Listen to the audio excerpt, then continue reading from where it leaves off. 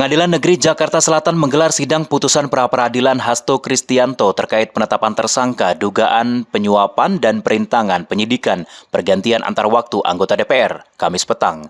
Dalam putusannya, Hakim Tunggal Joyamto menolak seluruh materi gugatan pemohon. Joyamto berpendapat seluruh bukti yang diajukan pemohon tidak relevan. Lebih lanjut, Joyamto menyebut seharusnya permohonan kubu Hasto diajukan dalam dua bentuk gugatan pra-peradilan. Dengan putusan itu, maka pengadilan memerintahkan proses hukum pidana pemohon untuk terus dilanjutkan. Menanggapi putusan itu, kuasa hukum Hasto Kristianto Magdir Ismail menyatakan kekecewaannya. Ia menilai hakim tidak mempertimbangkan kesaksian 7 saksi ahli yang dihadirkan dalam persidangan sebelumnya.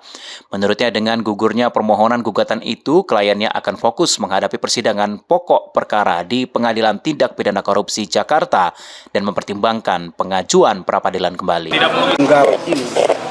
Apakah di dalam proses pra-peradilan itu ada larangan yang secara hukum bisa melarang orang menguji dua penetapan tersangka dalam satu permohonan? Artinya apa? Seharusnya permohonan ini kalau misalnya memang mau dinyatakan tidak dapat diterima karena alat buktinya katakanlah tidak cukup, saya kira mestinya itu yang dijadikan dasar di dalam pertimbangan-pertimbangan. Ada 7 ahli hukum pidana yang sudah dihadirkan.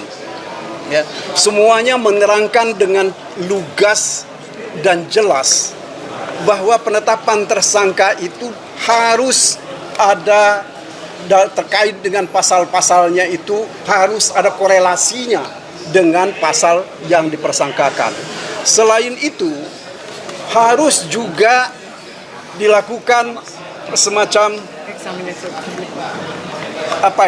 bukti permulaannya itu harus substantif dan juga merupakan delik inti dari pasal yang dipersangkakan. Nah, kalau seandainya itu dalam pertimbangan tadi yang dikemukakan oleh majelis, tentu kami akan dengan senang hati menerimanya. Tetapi itu sama sekali tidak didengar, tidak diucapkan oleh majelis yang terhormat ini.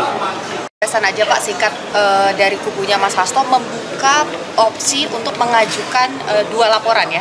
Itu salah satu di antaranya yang kami pertimbangkan ya. Tapi ini juga tergantung dengan Mas Hasto. Apakah juga mungkin ada tindakan-tindakan hukum yang lain, tentu juga akan kita pertimbangkan. Ajukan bukti baru nggak Pak? Atau pledoi Pak? Baru di persidangan nanti Pak, setelah di nanti kita akan coba lihat ya, apakah bukti-bukti yang kemarin itu sudah cukup atau belum, dan tentu saja kami akan mencoba mencari bukti-bukti yang lain terkait dengan permohonan kalau seandainya kami lakukan pra-peradilan. Sebelumnya, Komisi Pemberantasan Korupsi menetapkan Sekretaris Jenderal PDI Perjuangan Hasto Kristianto sebagai tersangka dalam kasus korupsi berupa suap pergantian antar waktu anggota DPR RI periode 2019-2024. Kasus korupsi tersebut juga menyeret Harun Masiku sebagai tersangka, namun sampai sekarang Harun Masiku masih belum tertangkap dan berstatus daftar pencarian orang. Dari Jakarta Selatan, Tim Liputan Berita Nasional TV.